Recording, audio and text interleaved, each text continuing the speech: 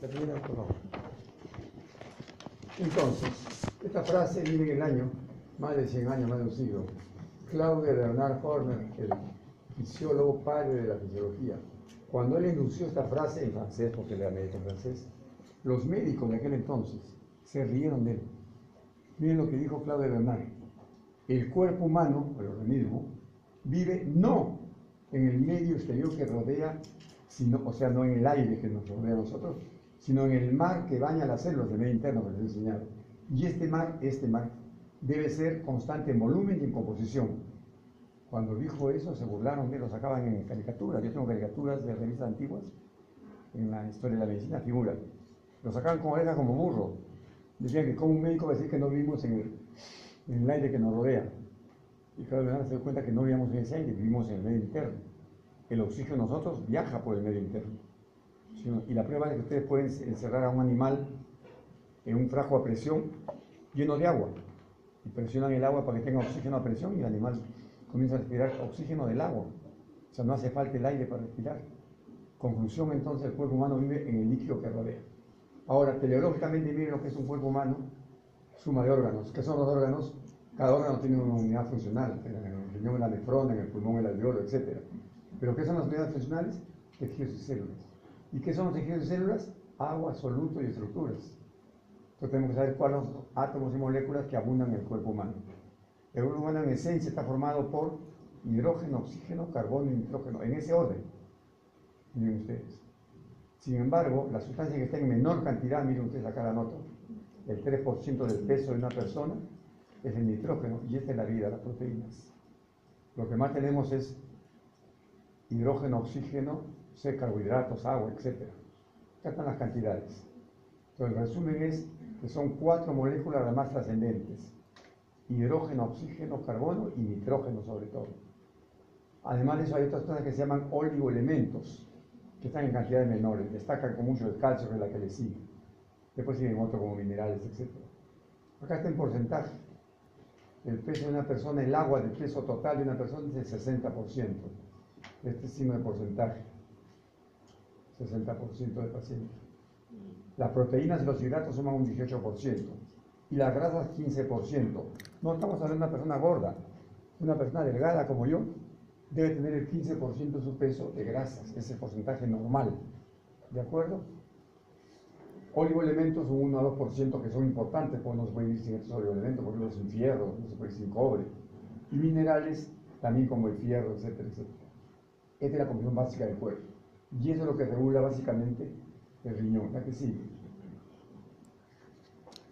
Acá hay características de las moléculas que nos van a dar una visión de lo que ocurre en el cuerpo. Acá está su peso atómico. Acá está el diámetro hidratado de esta molécula. Y acá está la rapidez con que se mueve, con que difunde. No se olviden que las cosas difunden de mayor a menor concentración, exceptando el agua, que va de menor a mayor concentración. Bien, ¿para qué es importante esto?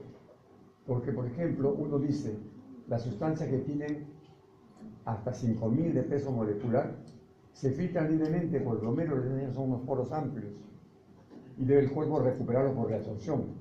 Cuando ya son moléculas más grandes, miren ustedes, ya no pueden filtrarse, no pasan la membrana basal.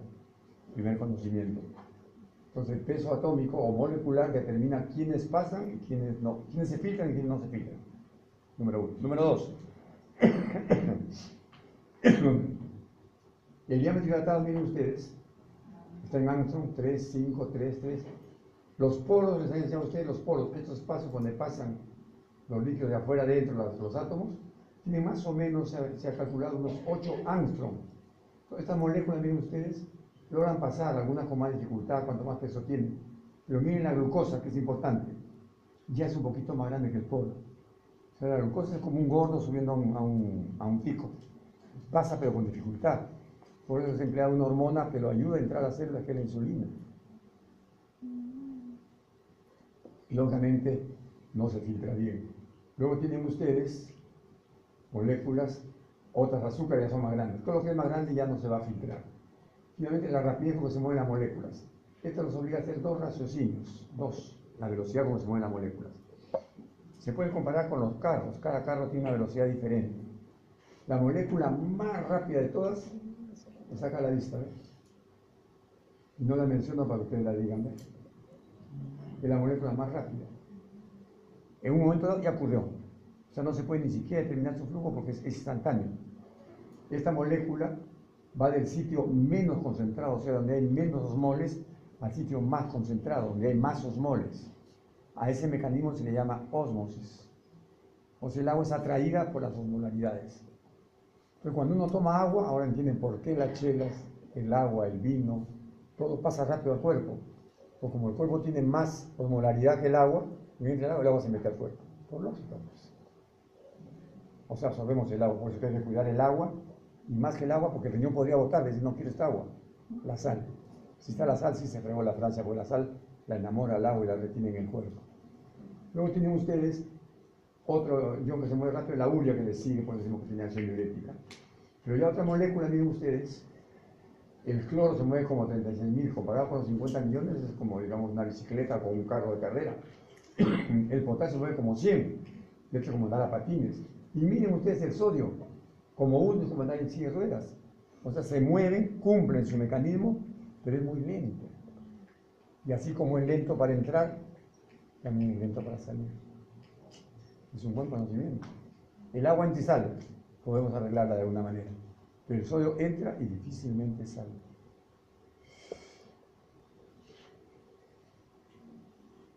Con esta característica es que las moléculas entran y salen acá de las células. Algo vimos adelante cuando salió el cloro, sodio, potasio. Otra, por favor. Depuración, lo que les decía. La depuración o clearance. Acá se puede poner también entre paréntesis para que aprendan la limpieza. Ya que depuración, clearance o limpieza tiene la sangre. La sangre que se depura sufre clearance o tiene limpieza. Se calcula por esta fórmula, U por V sobre P. Ahí está la fórmula. Donde U es la cantidad de una sustancia en miligramos por ciento. ¿Cuántos miligramos por ciento estoy botando, por ejemplo, de azúcar en orina? B es el volumen de orina centímetros cúbicos por minuto. Y P es la concentración de la sustancia en el plasma en miligramos por ciento. Entonces note, U, sustancia en miligramos por ciento, P, la sustancia en miligramos por ciento en la sangre, y B, la sustancia en centímetros cúbicos por minuto. Despejamos la molécula, anulamos miligramos con miligramos, y queda que la depuración se expresa en centímetros cúbicos por minuto. Es la cantidad de centímetros cúbicos que emplea la sangre para limpiarse de lo que esté depurando. Emplea diferentes cantidades de sangre para depurar azúcar, sodio, venenos, en fin. Se calcula con esta fórmula, U por V sobre P. La sustancia ideal sería una sustancia que venga así por la sangre, se filtre toda, siga su camino y salga todo en orina, entonces la dosamos y sabemos cómo se está depurando. Pero no ocurre así siempre. Exceptuando esta sustancia que se llama inulina. Cuando le administramos inulina a una persona experimentalmente, vemos que su depuración ocurre de 120 a 140 centímetros cúbicos cada minuto. Con esto hemos logrado saber cuánto filtran los glomérulos por minuto, porque necesita esa cantidad de sangre, de centímetros cúbicos, para depurar a la inulina. Es una sustancia que viaja, miren ustedes, se filtra, no se reabsorbe, tampoco se secreta, no se combina y sale en orina. Entonces yo puedo calcular exactamente cuál es la cantidad de plasma que se está formando en la cápsula de Bowman. Sin embargo, la inulina tiene 2 o 3 inconvenientes. Primero, aunque no lo crean, se da en una planta que solamente hay en Jerusalén. Pues es una planta exótica, la dalia de Jerusalén. Eso hace que la planta sea cara. Además de que es cara, la sustancia puede dar algunas reacciones indeseables, alérgicas. Como esta sustancia hay que administrarla gota a gota en la sangre, se hace impráctica en el hospital. En el hospital no podemos usar esto porque el paciente tiene que estar con una venoclisis aplicándole inulina gota a gota, 24 horas al día. Gastamos pues horas enfermera, horas médico, horas cama, horas todo, por un análisis. Entonces se ha visto que la creatinina, miren ustedes, se comporta casi igual, prácticamente igual que la inulina. Y la depuración de la creatinina en el hombre es de 110 a 140 centímetros cada minuto. Trabaja nuestro riñón para limpiarse de creatinina. En cambio, una mujercita es de 110 de 90 a 110, acá mujeres, 90 a 110, se borra con el tiempo, 90 a 110.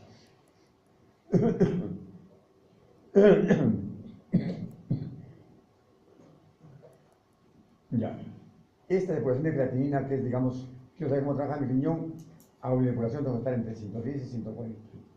Quiero saber cómo está el riñón de la joven que habla por teléfono, debe estar entre 110 y 90. Con eso quiere decir que tu riñón tiene 18, 19 notas, ¿de acuerdo? Pero si tus valores son menores que estos, o los míos son menores de 110, quiere decir que el riñón está dejando de funcionar. Entonces la insuficiencia renal la medimos con depuración, no con creatinina. Con una tingencia más que está acá. Le falta casi una admiración, porque esto me gusta preguntar mucho. A partir de los 40 años de edad, cada año de vida que pasa, el riñón disminuye 1 de depuración. Entonces, digamos, una persona que tiene 80 años, desde los 40 años, ¿cuántos años han pasado? 40. ¿Cada año cuánto ha perdido? 1. Por lo tanto, ha perdido 40 centímetros de depuración. 140 menos 40, siempre, esta persona depura a los 80 años entre 70 y 100.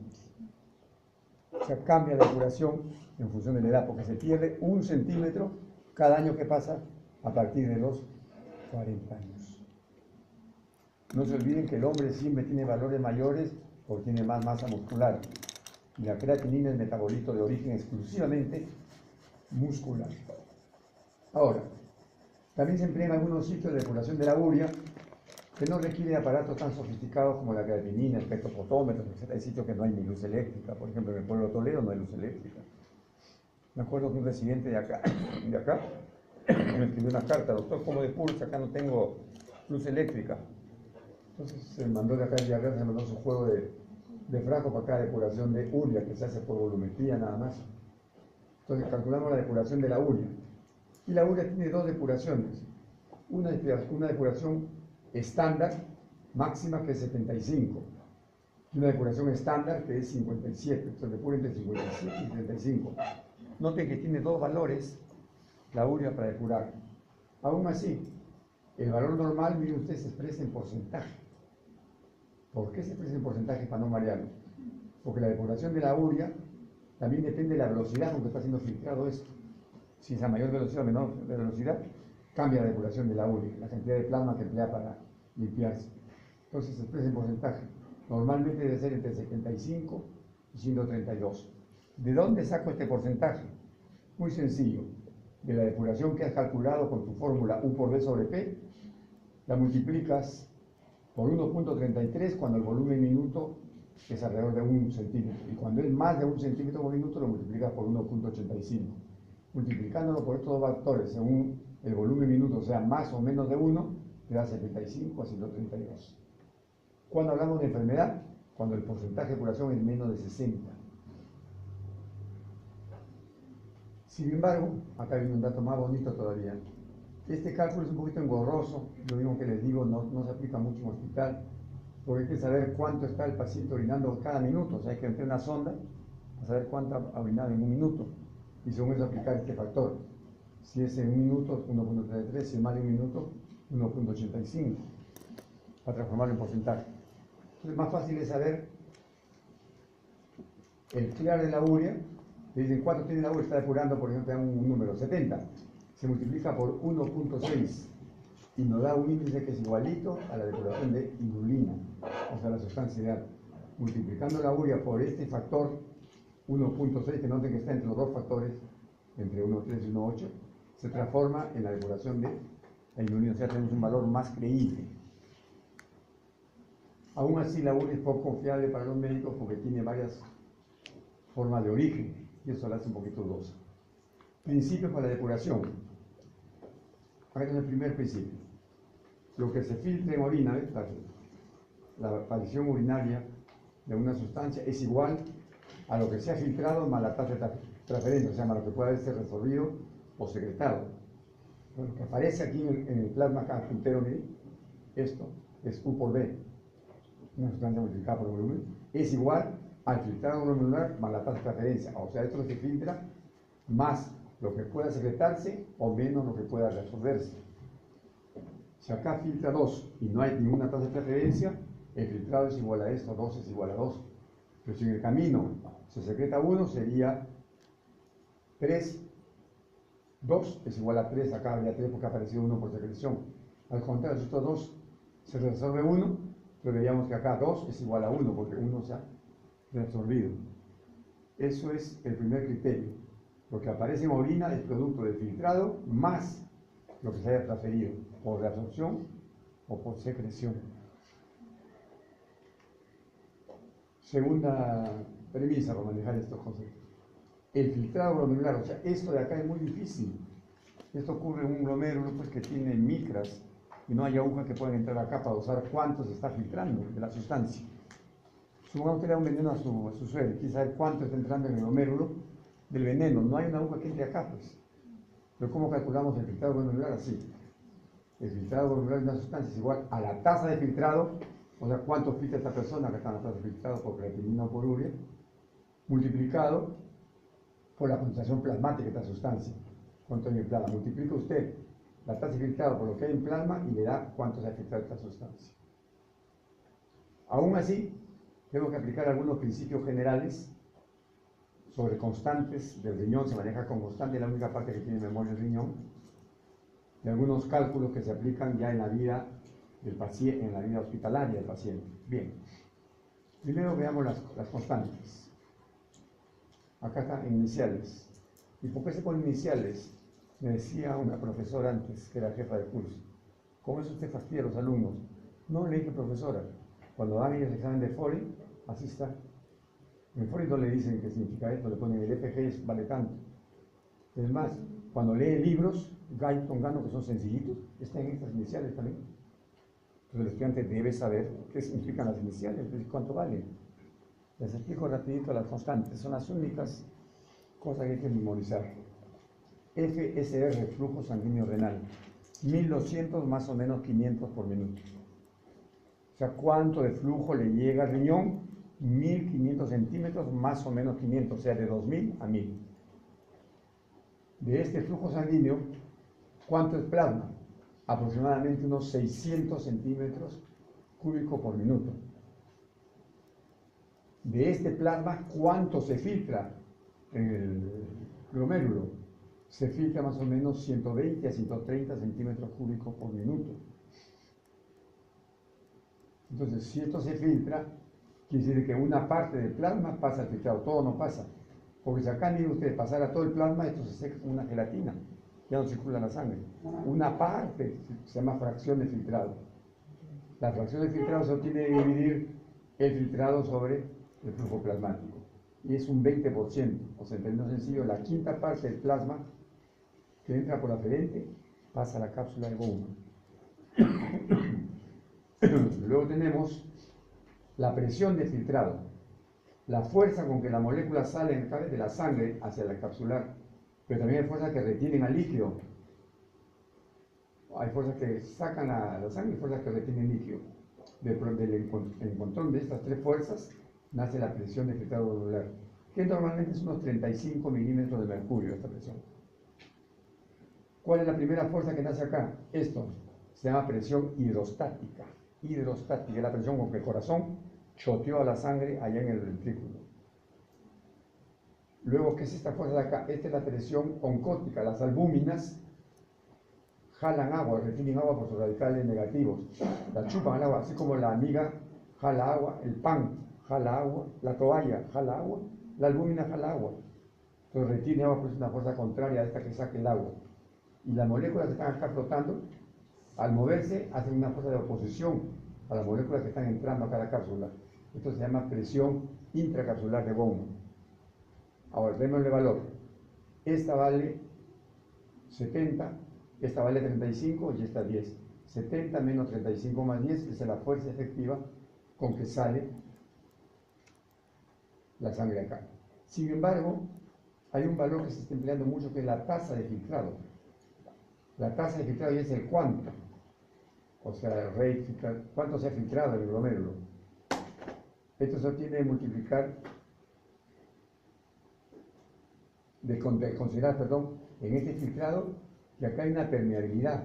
Y esa permeabilidad permite que la sangre, incluso sin presión, Solamente por gravedad y por tamaño puede pasar, pero cuando la presión va agotándose porque ya esto se va llenando de líquido, al final del glomérulo ya la presión de filtrado es cero.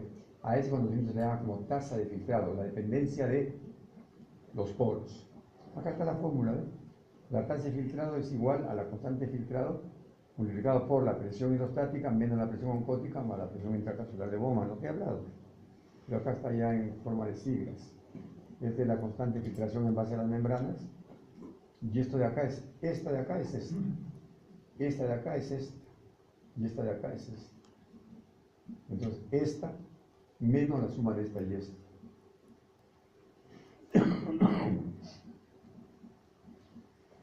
Ahora, ustedes entienden esto como teoría, pero en la práctica en el hospital trabajan con factores que el paciente tiene o que la historia dice. Por eso dice acá, ¿qué factores afectan a este filtrado glomerular? Lo que está filtrando. Y están acá dados. Unos afectan más, otros menos. Rápidamente. El primer factor es el flujo sanguíneo renal.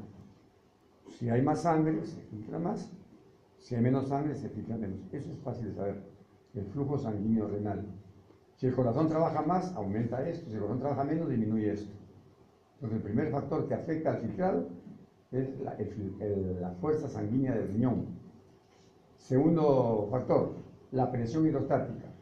Si la presión, ya no el volumen de sangre, no, la fuerza con que la sangre circula es mayor, se filtra más.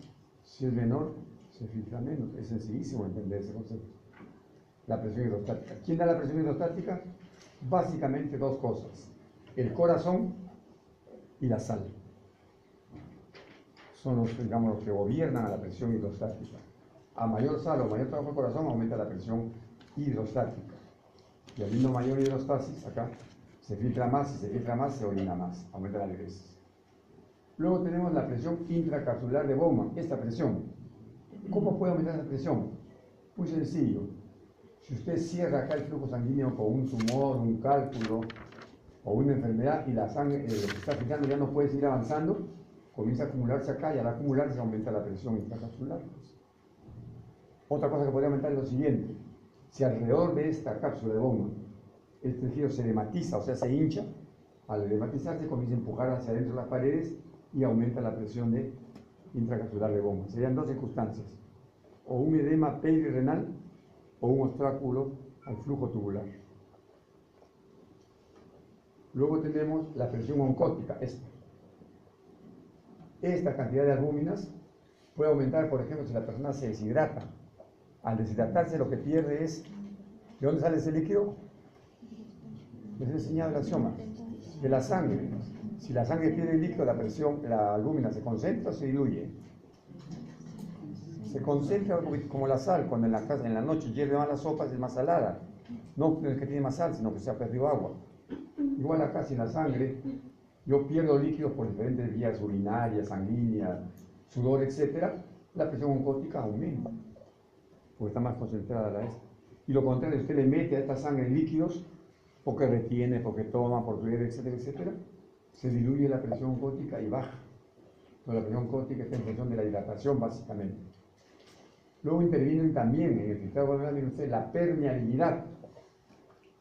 Hemos dicho que los poros son altamente permeables, pero si hay una enfermedad de los vasos sanguíneos, cuando escuchen la palabra itis, es inflamación, es una glomerulonefritis.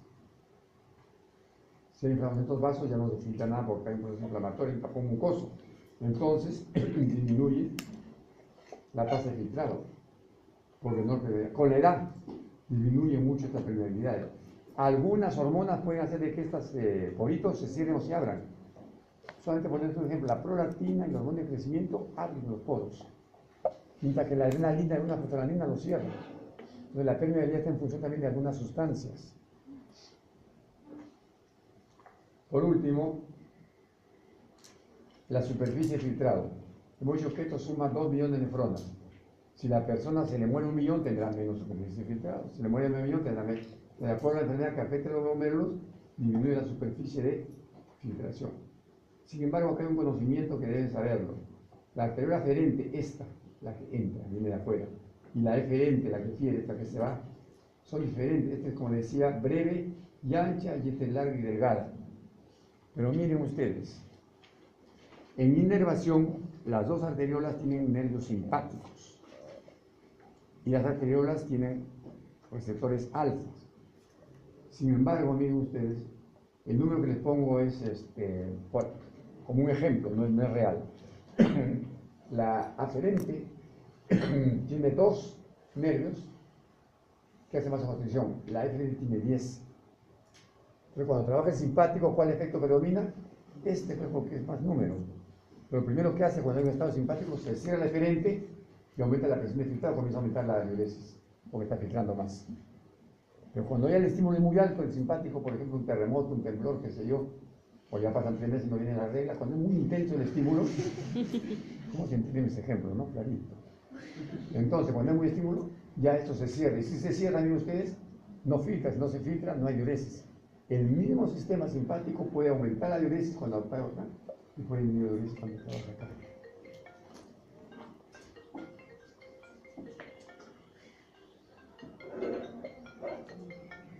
¿Aló? ¿Aló? Los simpáticos en aferente y eferente hacen de que cuando trabaje en eferente aumente la presión de filtrado y aumente la cantidad de diuresis porque además se filtra más. Claro. Cuando trabaja en la aferente disminuye el filtrado y disminuye la diuresis. Para fila A, fila B, preguntas. Lo único que cambio es el nivel donde trabaja el estímulo, para ustedes entiendan. ¿Otra niñita?